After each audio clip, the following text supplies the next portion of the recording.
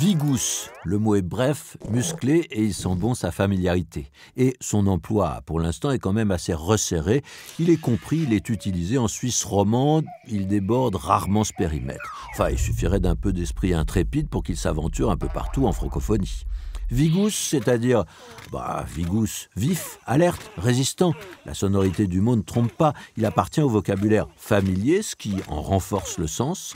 Et la racine en est tout à fait transparente. Vigous, c'est construit à partir de l'adjectif vigoureux. Ça s'apparente à la vigueur. Alors pourquoi vigous? On a changé la fin, par amusement, avec une syllabe d'aspect populaire que l'on retrouve dans d'autres occasions. Maus, par exemple. Il n'est pas sûr que le mot vigous soit réellement né en Suisse.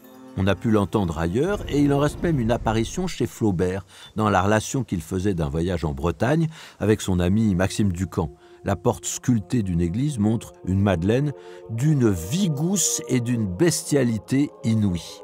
Alors on voit que le mot est rude, comme ce qu'il décrit avec truculence, pour donner une impression rustique, mal dégrossie d'une matrone solide et imposante. Aujourd'hui, le terme est encore d'un usage assez courant en Suisse francophone, le plus souvent oral, comme tous les mots de la langue familière.